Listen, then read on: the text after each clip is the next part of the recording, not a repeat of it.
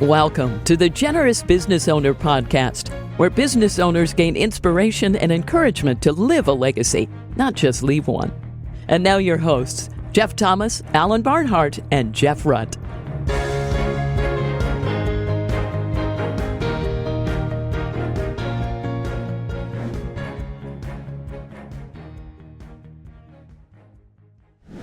Welcome, everybody, to this week's Generous Business Owner Podcast. My name is Jeff Thomas, and I've got my trusty sidekick, Jeff Rutt, with us again today. Say hello to the people, Jeff. Hello to the people. And we have a very special guest with us today, Jeanna Roach, who is the CEO of Beaten Bow Companies, and which includes a home builder. And as you can imagine, Jeff's also a home builder. So they've got lots in common and using their platforms for generosity. So welcome to the program, Jeanna. Thanks for having me. I appreciate it so much. What an honor. This is going to be fun. So Jeff, why don't you kick us off? Yes, Jeanna, we always like to start with, tell us what it was like growing up in the early years for Jeanna and your household faith formation. How did you get interested in being involved in the home building business? But walk us through some of the early years. Any fun stories or your spiritual formation? Yeah, interestingly enough, so I grew up in a military family. I lived on an Air Force base. I tell people all the time, I loved growing up and being a part of the military. There's just something that is so honorable about that, the people that you're around, the safety that we had when we were on base. I just really love that. However, some of the challenges are people come and go in your life. Yeah. And so my mom was very intentional. She is Catholic, and my mom is full-blooded Italian, so family is the most important thing. Food is second, I think. And so she made sure that me and my three siblings, there are four of us total, she wanted us to have this really strong foundation at home. And so my dad would get shipped overseas, but we would stay. So anytime he was deployed. So I remember one time I wondered when I would see him. You know, when you're a young kid and your dad's not home at Thanksgiving, that's kind of strange, but that's what military families do. And so I grew up in Wichita Falls, Texas. That was home for a really long time. But my mom, because she grew up Catholic, we went to mass every single Saturday. Actually, she preferred to go Saturday evenings, and we did that. I was at CCD every week. I went to Catholic private school up until 5th grade. So I was an altar girl. I did the readings, you name it. But I'll be honest, I did not really have a relationship with the Lord. And so that kind of transgressed and progressed, over time. But I do remember really loving being a part of that military culture and the safety that it had. But I had a dad also him leaving and being gone is not good for a marriage, to be gone that long. And so he was doing things that weren't the most honorable. And so my parents split up when I was 16 after multiple affairs that my dad had. And it was my mom and I. And so that was kind of us for a little bit of time and really wondering what that was going to look like for us. And so I didn't really grow up in a home with a really loving or available father. So learning about God was challenging for me, for sure. Yeah. Wow. So we'd like to talk through some of the challenges. You faced a lot of challenges early on. So what was that like then? Take us forward into, where did you come to Christ? What were the school years like, moving forward from there? Yeah, I'll say school was really tough because I grew up in a small town. And so when anything happens in a small town, everybody knows about it. So in Texas towns, they have drill teams, these dance teams that come out, and I was part of those. And my dad had actually had an affair with a mom whose daughter was in my grade and in drill team with me. And so that was probably humiliation number one in my life. And I say that anymore, not as a bad thing, but as a good thing, because I had a lot of pride that I think it's a constant battle. Actually, I'm constantly pursuing humility, but sometimes that, that reward and humiliation and humility are the same. And for some of us, it Wow. takes a bit of humiliation. And Yeah. that was one of them for my mom too. And I just remember thinking in that moment though, I'm not going to be like her. I'm Mm. not gonna, my mom really wanted to stay for finances. And I thought, I'm gonna be independent. I'm gonna do this myself. And I was that way for a long time and didn't really have an interest in the Lord in college for sure. Kind of just, he wasn't even in my thoughts, if I'm Mm. honest with Mm. you. Mm. And then I graduate from Texas Tech University, get a degree in psychology. Honestly, I was the first person in my family to go to college. It was one of the classes that I took that I thought was interesting. And so the rest is history. Yeah. I didn't really know what I was doing. And I had a recruiter in Dallas, Texas. I graduated and moved to Dallas, and they placed me at a public relations agency. I didn't even know what PR was. I mean, I had literally never heard that word, but they said, I think you'd be really good at this.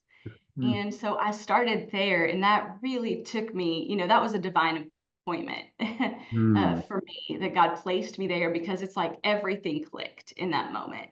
All Okay. the gifts that I had in psychology, there's I have an English minor, so there's a lot of writing that goes on, just a different style. In psychology, there's a lot of persuasion, right? I mean, I even took a class called that, and the psychology of persuasion, and all of this led to this sales and marketing career that I would have at Beaton Bow Homes. And so really, I actually met the Lord because of Beaton Bow Homes. That's where I Okay. began a relationship with Christ. So that did not Wow. happen until I was in my mid to late 20s. Okay. I did not realize that. Well, that's amazing. That's just I've heard so many things, so many amazing things about Beaton Bow Homes, and Rick and Ron have had such an influence on my life, and they were such good examples. And you now taking over as CEO at Beaton Bow. Be I don't I think we're going to get into this later, but just to give our listeners a little bit of size and scale of tell us just high level. How many homes? How many years has Beaton Bow been around? How many homes do they build? And Yeah. what kind of footprint? Yeah, so Beaton Bow Homes started in 1992 with, father and son, Ron and Rick Beaton Bow. They built 11 homes that first year, 50 homes the next year, and then every other year they were the largest home builder in Lubbock, Texas. And so we have grown into Midland, Odessa, what we call the Permian Basin, which is about 2 hours south of us. And we're also in Amarillo, Texas, which is about 2 hours north. And so combined, all of those regions will close around 2,000 homes this year. And then we have a few other businesses. We have a title company that serves those home buyers. We have a building supply company that was born out of COVID. And we have a bakery and cafe. So we're in the restaurant industry now, which was interesting, and an event center. And so they're not all just vertical integrations of the home builder, but majority of them are. And so now we've grown to 430 employees. Wow. There's a lot there to unpack, but Jeff, if you ever get to Lubbock, you have to have some food in the bakery there and Listen, a little everybody in cafe. Houston, where I'm based, has to drive through West Texas, okay, to get to the cooler weather in the summertime. So I'll be Stop looking in. for Stop in. that. They have this unbelievable office that's built. It was like a replica of a train station, if I remember correctly. And the food is amazing. They have this incredible garden in the back. It's almost like a prayer garden, I think. But sorry, I'm getting way ahead of myself here. I'm going to back up now to where you were in your journey. Just I want you to give you space to finish that. So you came to know the Lord through Beaton Bow Homes. What was that like? Yeah, it was the people. God wants to co-labor with people. He wants to collaborate with us. And so I joined as this young woman in my mid-20s, engaged, not yet married. And I'll never forget, Ron Beatonbow was standing near the door when I came. And I don't know why I didn't get to ask him. He just passed away at the end of August. And I actually never asked him what he was doing there, but it just didn't matter. He was one of the first people to greet me. He knew who I was. he actually had read a writing sample of mine. And Wow. he said, Jeanna, we are so excited you're here. We read your writing. We actually read it in an all company meeting. It was so good. And that just began a support and love from Ron that was just crazy to me as Mm, this young girl, especially coming from Dallas, Texas, this big market where people are striving and pushing. And like all of a sudden, this founder and owner is there to welcome me. And it just didn't stop there. It was the people all around. I remember one time, Andrew and I, my husband now, we were about to get married, and all of our money was going towards this wedding. We didn't have parents that could gift us, finances for that. And I found out I was going to have like a minor surgery, but I couldn't afford our deductible because all my money had already been spent towards this wedding, and I was having a lot of pain. And I needed about $500. And I had shared that with a team member, and I came in the next day and that cash was in my employee mailbox. mm, And it was from a guardian angel who, of course, I later figured out was Holly Beatonbow.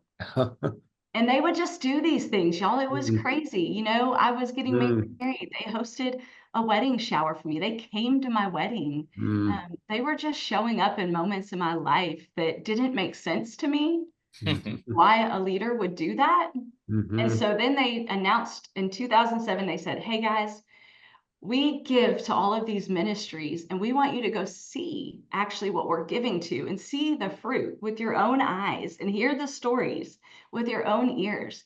And so we're going to send everybody on these trips. And so you can sign up for them. You can go to Kenya or you can go to Brazil. And so I went on the very first Beat and Bow Vision trip in May of 2007 to Brazil mm, and had an experience with the Holy Spirit in a way that I had never experienced before. I always tell people God was just waiting. He was just waiting on the Amazon River for me to come to the end of myself. And I didn't know what was going on. I mean, I was just weeping and mm, weeping and weeping. But that same friend that I had told I needed the money for, she was there. mm, And she was mm, actually an employee that Beat and Bow Homes had hired, what we call connections coordinators mm, today. And her mm, job really was to connect, people to one another and connect them to Christ. And so I just still thank the Lord that she had done that. She had done her job well. So we were friends, we had a relationship, and she was mm, a safe place for me to mm, go mm, to when I experienced that. So that it was a slow journey for me. I feel like that was a big moment, but I wish I could say everything changed then. mm. But it was over the next few years that I really started to seek the Lord. I always tell people I was soaking in it, and then I went from soaking to seeking. Mhm. Yeah. Wow. That's awesome. That's a powerful story, and it's just it just really speaks to two big things. I think the way the importance of a culture and just how it permeates into not just the professional lives, but all through the personal and social, all financial, all segments of a team member's life, but also the way the Holy Spirit works, Mhm. to take you there from completely, outside to soaking to seeking. Yeah. So you started as, what was your title originally? Public relations specialist. Okay, public relations specialist. There you Yeah. go. That sounds like a pretty important title, but now you're the CEO. So, yeah. So talk us through maybe two things. And sorry, Jeff, feel free to jump in. This is just too exciting for me. But um, Beat and Bow Homes has just been like crazy generous to so many ministries, including, one of my favorite, Hope International, through the years, and Holly and Rick and Ron have all been just so generous and so just great friends. But in addition to that, Beat and Bow has been crazy successful. So it just feels like God has blessed everything that they've touched, everything that you've been now a part of. But just talk a little bit about, just give us some more ideas. You just talked about the trips, the vision trips, but just talk a little bit about some of the other ways that your team is generous. Yeah, it began really early with Ron. Ron, he was the most overly generous person that you could imagine. Mm. It's like I think about, people would say you can't outgive God. I don't think you could outgive Ron Beatonbow, period. So he is the generous piece of Mm, that. It started with him one mm, Thanksgiving dinner that Beatonbow family was together, and he just said, "Hey, y'all, I think we should tithe, we should give 10%." So it all began with 10% of those first profits, which were from land development. And so mm, that was how he viewed that, really simple, just kind of, I tell people it's just the one right next step, what's the mhm, next step? And that's how it mhm, began with mhm, us, was that. And then it turned into years of, yes, just extreme generosity from giving to ministries. And we had gifts of $500,000 this year that we've given mhm, to ministries. And so our heart is to sow generously. That comes from Ron. I mean, 2 Corinthians 9, talks about God loves a cheerful giver. Well, there was no one more cheerful than Ron. And so then it became what we do. It always starts with like one person brings that into a culture and it's what they do. And then next thing you know, when a culture is really strong, those things multiply and we talk about them. And so now it's what we do. We are generous. And so that led to encouraging employees to give. You're blessed to be a blessing. Well, we wanted them to experience that, not just the business. And so we match any sort of giving that employees do. We do send employees around the world. We had 30 trips that people just signed up for that we'll be taking in 2025. So we still do this. Our biggest line item on our income statement is our people. mhm, They are God's most treasured resource. And so that is where we spend a lot of our time. We view this as a ministry. We always tell people, it's God's ministry, formerly known as your business. And so I think that's why this thing flourishes, because over and over, they were just constantly reminding themselves that this is all God's. And so, of course, you would want every sphere. That's what I was thinking when you were talking, Jeff. He wants every bit of our lives. He wants it all. And mhm, so it's all his to begin with. So he's just trying to take back territory. And I think that's what they've been doing all along. They were generous with their influence.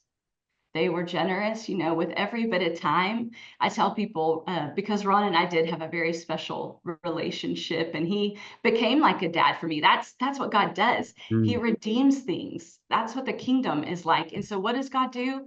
Although my dad was not the best, he brings me Ron Beatonbow. He redeems mhm, what that looks like and says, that's what a loving father looks like. And so Ron would, like, it was so crazy. I had my daughter, and he goes to Italy for a trip, brings back this monogrammed bag for Olivia. And then mhm, one time he and his wife were at a hotel and he brought back a stuffed animal for my son. And you just go, why would they do this? And mhm, it's just this overflow of the heart that God has been so good to them, that mhm, they are just overflowing all over every one. And so I wish I could list all the ways that this place is generous, if I'm mhm, honest. I want to mhm, never forget it. I can say that fully because I know I have this title, but I have been the beneficiary way longer. I didn't make a lot of those decisions. mhm, I just get to be the fruit of mhm, what they have planted and mhm. sown so generously over so many years. Yeah. Well, since 2007, is that when you said you started in oh Oh 07? six, Oh two 06. thousand So, six. so oh 06, since oh 06. And there were some tough years in following oh Oh, 06. yes. But since oh 06, you've seen a lot of a lot of growth in the company and a lot of growth in the ministry. I love your quote, God's ministry, formerly known as your business. It's just, and then everything that I've seen come out of Beat and Bow is just oozes that. Well, it's this abundance mindset, in the kingdom. It's immediately, we go to the garden and it's like we have this scarcity. God's trying to withhold something from us. But when you operate with your hands fully open, it is fascinating what God can do with us when we're like that. And I think the most generous thing that I've ever experienced is a story I tell people all the time. And it's in 2011. There was a tornado that ripped through Joplin, Missouri. It was about a mile wide, took out thousands of structures. And Rick was on the board of a nonprofit there, a ministry, and two guys from that nonprofit separately called him and said, hey, we want you guys to come and build homes here. I mean, affordability is who we are. That is what we fight for constantly. And so he was like, we need some affordable homes. There's all this insurance money, but there's nobody to build affordable housing. Mm-hmm. And so Rick and Ron went, they felt like that was the Lord, and they bought home sites, and Beatonbow Homes, Joplin started to come together. I was the marketing manager at the time. And, the Holy Spirit really spoke to Rick and said, hey, Rick, I thought this business was mine. And he said, well, it is, Lord. And he said, well, then I want you to give them everything. And that ministry will not have your name on it. And today that ministry is known as Schuber Mitchell Homes. They sit at number 71 on the Builder 100 list. They had more than 700 closings last year. And if you look at their website and you look at their homes and you look at our homes, you're going to find a lot of very clear similarities. And Rick and Ron did that 3 times total. Now there's Arise Homes. And so it's just that I don't know anything that someone could do that's more generous, but that is how you will know that God's kingdom is bigger and better than yours. He will do it in real ways if you'll surrender, Absolutely. Can I just unpack that just a little bit? So I just came from a benchmark group that we're a part of, and Schuber Mitchell is in that group. And they literally just last week sent a check to Hope International from a Home for Hope that they did for $192,000. Wow. So that this many years later, what year was that? Yeah, 2011. 2011. So whatever that is, 13 years later, God is working, and this isn't the first time. I think this was their 3rd home, and they're so generous to so many others. And Beatonbow has been such a great example. And I think that is such an amazing, incredible form of generosity to be able to release, to say, this is my gift, but I don't want to cage it in. I don't want to put a wall around it. I want to release it and have that spirit of abundance, because someone else can take it to the next level. And that's exactly what happened. I don't know about Arise and some of the others, but I bet my hunch is that they probably are doing something very similar. But yes, let me just jump really in here for a second and just say the verse that's coming to my mind is Malachi 3:10. You talked about, Jeanna, how it started with a tithe, and of course Malachi says, bring the whole tithe into the storehouse, and it says, test me in this and see if I will not throw open the floodgates of heaven and pour out so much blessing that there won't be enough room for it. And so one thing that is just so apparent, you've done such a great job of just talking about the culture and the genesis of it and the abundance mentality and just living it out in every category. Like, you could tell it wasn't like a corporate strategy to begin with. It was just an overflow of, one family's kind of attitude of open-handedness. And we've had some of those folks on the podcast who've been beneficiaries of that. And I think you're a beneficiary of it. So it's kind of cool also to see like a next generation leader, and it translates beyond the last name of your family. To see that happen is really cool.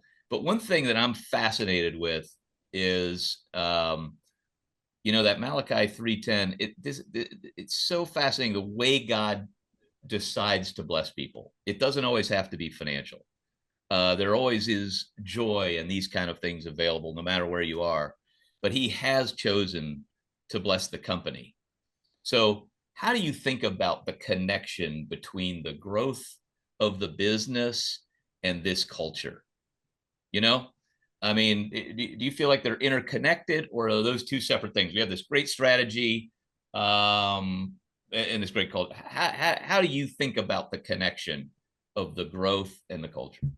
Sorry, before you answer that, Jeanna, can I just correct one thing I just said? Yeah. So Arise, I just looked it up. Arise also just sent a check this year for $162,000 for a home. Okay. Yeah. All right. Unbelievable. We should probably get approval before we start throwing numbers out. But we may or may not beep the numbers with their approval. It's just exciting. It's exciting to see the leverage that from the generosity that came from Beat and Bow. And in our minds, we just go, would it even be like this if we hadn't done that? And so I Exactly. think for us, God gives and he takes away. So he could take away any of that. But I feel like for us, it's stewardship. And so it is all cultural. One of our core values is generous stewardship. For a long time, it was generosity. But that didn't paint the whole picture because God gives you things. He gives all of us gifts and skills and talents, and he's collectively given our organization a lot of those. And so it's our job to steward them really, really well. And he wants a return. And so I do think that everything that we have is just an overflow of us actually making our purpose, our why in the marketplace, a kingdom purpose. It is what overflows. It's what the blessing is. It's the peace. When people come here, they just go, there is something so different about this place. And it's like, yeah, the Spirit of God is here resting on this place. So there's a peace here. There's a joy here. We actually are living out words that are in our Bible. We were talking about it this morning and going to one another. Hey, you guys, we're fighting division just like every other company is, but it says in Psalm 133 that God will command a blessing where there's unity. And so unity is important. And so guess what? Unity is also a core value for us. And you don't have to be a Christian to work here. Look, I get to say that because I was not one. And so that's the truth. But I knew how to be a unified team member. And that is a kingdom thing. And so we just see this flourishing happening, and it doesn't have to be we win or, it's like we're trying to think about how does the trade partner, what does winning for them look like? What does that look like for the customer? What does that look like for us? And then all of a sudden we have this covering, that is over us with this purpose. And as we're actually living it and walking it. And so we just walk in that blessing and it's so sweet, but it doesn't mean it's not hard. Talk about some of the relationship that Beat and Bow has. Talk about another form of generosity with your trade contractors and suppliers and vendors, and how Beat and Bow has been a part of helping a lot of businesses get started, and just some of the things you've done through the years that way. Yeah, that team has done so many things all of the years. Rick had such a heart for trade partners, and Corey Lusk is our VP of operations, and man, he picked up that mantle years ago. We started the same year, and then Cal Zant, the president of Beat and Bow Homes, he also started in 2006, so we've all been here for 18 years together, and that group just loves them well. Love can happen in the middle of a business, and that's really at the end of the day what we're talking about. What did Ron do for me? He loved me. And they have this love and heart for our trade partners, and so we pay every day. We pay every day for them. We don't want them. We know that it's a little more challenging for them. So when they finish a home, then we want to pay them. So we pay daily. We do 0 interest trade partner loans. We have trainings for them. We celebrate them with a trade partner appreciation day. We organize around ways to have better systems for them, better processes for them, just make their lives easy. When we can, we block build down a street, and that's for them. That's not totally ideal for everybody, but it helps us with costs for the customer, and it helps them for their work, saves costs with them. Our construction managers and builders meet with them. They're not oftentimes, maybe they haven't gone to business school. They haven't been business people before, and they help them manage their costs and make sure that they are going to make a healthy profit, because this is, this is a marathon, not a sprint. And so, and those are just a few ways. Yeah. That the group does that. Yeah, I can't wait to see what God's going to do with your team in the future. Jeanna, if you were sitting here on a podcast and we were interviewing you 10 years from now, and you look back on the last 10 years and said, wow, things at Beat and Bow went perfectly the last 10 years. What are some of the things that you would love to see? Because it feels like you're so far ahead in so many areas, but I'm sure there's things that you're continuing to say, yeah, here's some dreams and goals that we have. I think we would look back and we would have grown. I think more people would get to experience the kingdom in a business culture. I think that there would be more businesses all around the world that have a kingdom purpose, that we really are. I think the words that God keeps giving me this year is, we're just taking it back. We're taking back territory. And I think I would look back and I would see a company that loves God more than it ever has. It makes me emotional, but we are the Joshua generation. And so we are in the promised land. We didn't have to fight for the things in the wilderness that Rick and Ron did, for this Gen 2 group. And so we want to keep doing that. One of the last things Rick said nearly a year ago when we made this transition was he said, God was the founder in the beginning. Thank goodness, because he was days from dying and he knew it, although we didn't want to believe it. But he said, God is the founder. And so I just pray that that remains so apparent and true to people within the organization, to people outside the organization. But I know that in the kingdom of God, things are growing. And so I hope that our faith is growing. I hope that we have new levels of faith and understanding, and, that supernatural things become more natural to us in our work, and that more people would have a story. My husband came to faith because of this place 12 years after I did. The prayers of the saints here, the people showing up, and faith expressed in love. It talks about that in Galatians, and that's what it is. I hope there are more and more stories just like our family, truly. Wow, that is powerful. That is amazing. I mean, one thing we see a lot on this as we're listening to our friends' stories is this family business. The company started as a family business, and it's transitioned to you as a leader now, who's clearly not got the same last name, but I know you can tell by the way you describe it, it feels like a family there. Can you talk about a little bit of how do you feel about your relationship with the family? Has that been fairly easy? Has there been struggle in that? Usually that has some difficulty associated with it. How does that look for you? Yeah, no, gosh, the Beatonbow family, there's just no family more special than that family, I think.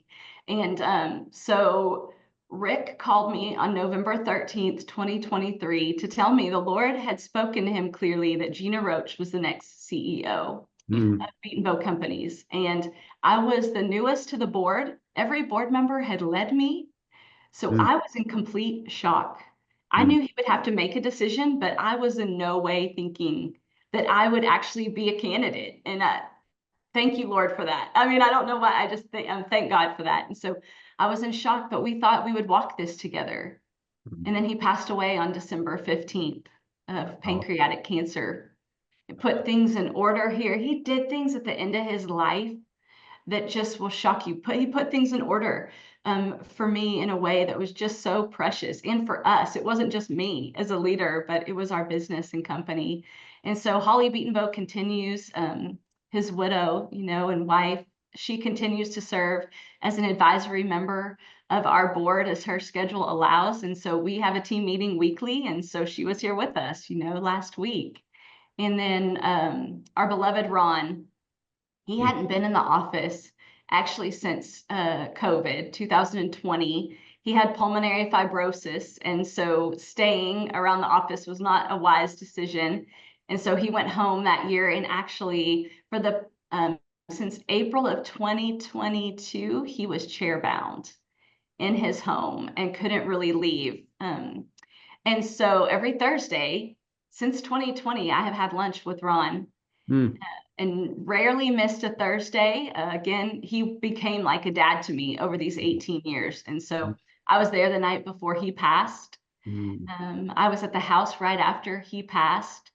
And so his widow and wife, Connie, and I are still really close. I mean, I have lunch with her now every Thursday. It was both of them. And so the relationship is just as strong as it ever has been, and we're just grieving together the loss of these incredible men that impacted so many people, just living in a legacy with them and honoring them still in every way that we can and continuing our relationships. That's amazing. That is really a Jeff, how many of these stories have we heard of of dysfunction within families. And, for some people, they don't even want to talk about it because it's so touchy still. And to have that kind of situation where the two founders, they were brothers, right? No, Father and son. Father and son, but they're both gone. Yeah. Yes. And for you to have that kind of relationship, that's, to me, that's one of the biggest miracles in this whole thing is the level of respect that you show for them. I know comes through, but that is painful for the family and for the company.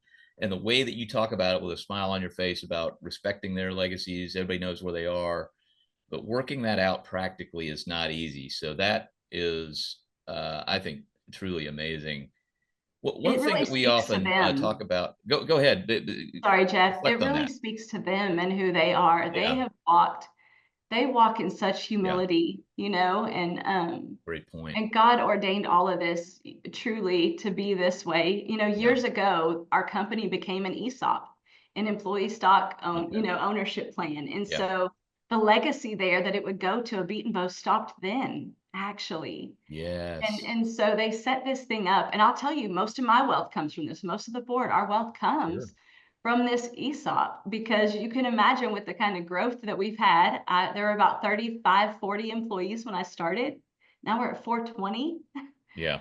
And that is one of the most generous things that anyone can do, because really what that does mean is that legacy isn't going down to family. It's going to be someone that's not in the family. And then the blessing that goes to the people is so huge. Wow. It's such a big thing. And so that decision was made years ago, I feel like, by both of them. And that helped set it up. So they always knew the family always knew it wouldn't be someone in the family. But then, man, you have never met more humble people. Yeah. And Holly is, talk about Holly's involved, I know, a lot in the giving decisions, and talk about, Jeanna, your relationship with her. Well, Holly and Ron have been retired actually since 2021. They haven't been in the business, active board members for that long. They're kind of advisory. And so actually Holly hasn't been a part of that giving in a while. And we have multiple layers of giving. We have community grants that happen, like local level giving, and all of that happens within our regions. So if you're in Amarillo, you might have a meeting this month and they might give $50,000 to $60,000. I don't know what they're giving, We're just called to stewardship. We just give them all the principles from scripture that we have, and we ask them to be discerning and good stewards of that, but they make those decisions. And then we have the high level giving. I'm also not involved in that. Neither is Holly, neither is Cal. It's our president of our home building. No board member is there. We can be if we wanted, but our senior leadership group now decides that. And so all of this is this like multiplication is happening throughout the organization. And that is what an amazing leader does. Rick would always say, develop everyone. Yeah. And at the end of his life, he was so intentional with that. He just never missed a teaching opportunity. And he had this softness to him. I always tell people, I had Dad Rick, not Granddad Rick. If you were here in the last 5 years at Beat & Bow with him, about 2017, 2018, you got Granddad Rick. We had Dad Rick. Dad Rick is different. But knowing Dad Rick and knowing his heart, and actually knowing that he made mistakes. He did some things he shouldn't have done. Said them, did them. But his heart was always in the right place and so good. And he never missed a chance to apologize if you went to him. How you did that was important, but he just was teaching and teaching us so much all the time. And that's what Holly did in the giving. And so all of that has transferred. And it's our call to continue that, So talk about, I know we're going to run out of time. I can see it in Jeff's face here, but talk about the other organization that Rick started. Well, Rick, I don't know.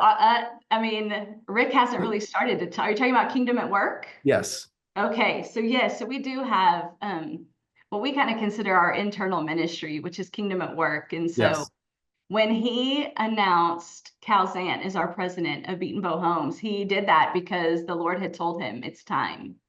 And so he did that. That's when I became VP of Sales and Marketing. Corey became VP of Operations. And so then he looked up the next morning and he just looked at Holly and said, I'm not the president of Beaton Bow Homes anymore. And he didn't know what his next step was. And this is what obedience looks like. Because all of a sudden, within a week, God had downloaded this whole idea and vision for him for Kingdom at Work. In which it is just a movement where we share our stories and our testimonies here in the middle of the marketplace and talk to people about how work is a spiritual calling and that it came before the curse. Work is not a curse. God gave us work. Work is a good thing. It's a way that we can serve and worship him because people are there. And so, yes, we have Kingdom at Work. And so we have leadership workshops. We've now started this large scale version, Work with Purpose. We had 600 plus people come to our first one in August and another one in February. And so we don't miss an opportunity to tell the story of what God can do in the middle of a business.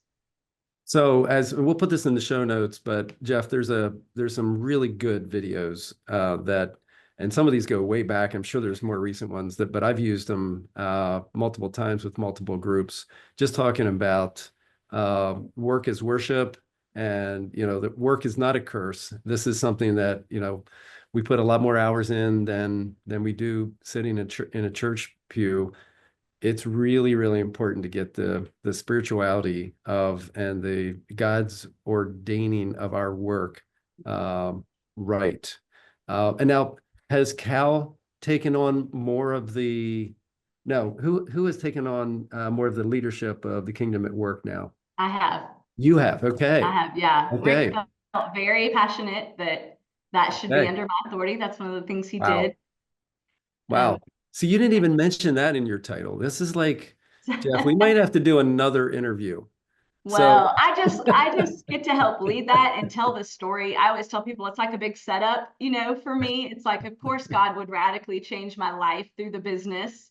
And then he would do that with my husband. And now my husband is the one who leads a lot of our Hearing from God sessions that we do. He has a prophetic gifting and has quite a testimony. And so, of course, it's this big setup now that we just get to go tell people the truth, though. We don't have to manufacture anything, or this is not philosophical. It's very practical what we do. And God shows up and it's a wild ride. Yeah. I'm looking at the website, the Kingdom at Work website, and it looks like it's so, I mean, the way you described it is almost like a place for testimonies within the business, but this is something that you're trying to do as a gift to the business community, right? How would you describe kind of what the ministry purpose is?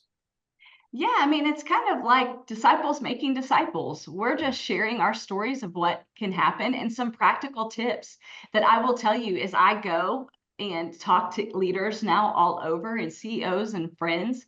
There are just some absolute truths to how this should go. And so we just go and share those. But Kingdom at Work is our ministry where we, again, are very open-handed. Anything we're learning or doing, we just want to share. And so there's a platform that has all sorts of content. And anytime we create new content, we post it. We're not trying to keep anything. We don't make any money off of any of those. They're all really part, in my mind, of our large scale giving. They are us funding our own ministry. Gotcha. And so, yeah, we just want to go share what God can do, because I'm going to tell you, Jeanna Roach wasn't going to be in a church. Yeah. You weren't going to find her in a church. Yeah. But Found her in a she PR loved job. to work. Yeah. In Dallas. Yes. Jeanna, and that's another part of generous stewardship. I mean, it all comes back to that stewarding generosity. Okay, Jeanna. So as we wrap up, as you know, we always wrap up with just a practical tip for somebody behind you on the journey. So let's take you, as far back as you want to go, but maybe for some other business leader who wants to be on this path. They're having some business success. They're listening to this on the treadmill, but they're behind you on this journey and behind your company on the journey. What's a practical tip for them to kind of stay on this path of thinking like a generous business owner? I think one of the things first is in your heart, you have to decide, is this God's business or yours? Is it his or yours?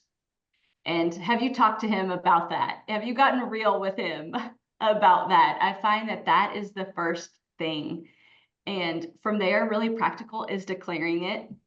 That's what Rick did in 2006. I mean, God finally got a hold of him. They had kind of made a covenant early on, a small little covenant. If we have success, could we honor God? That's what Ron asked his son, Rick. And Rick thought, sure, because we could use all the help we can get. And so that little seed that was planted is this giant tree that we're in now. But it took until 2006 for Rick to declare to the company, hey, this is God's. And so we don't know what that means, because you won't know what that means all the time or initially, but declaring it, we know that our words have power. And so declaring that is the most important thing. So everybody knows, okay, this is God's thing. And so we're just going to follow his lead.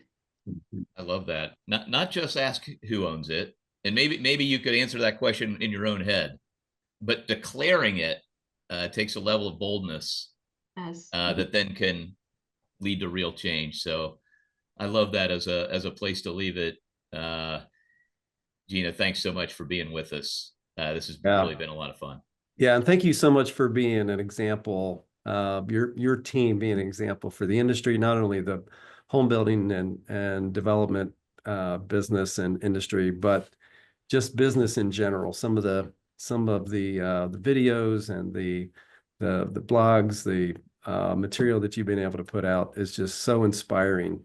So thank you, and bless you as you continue to grow. I can't wait to see what God's going to do over the next 10 years.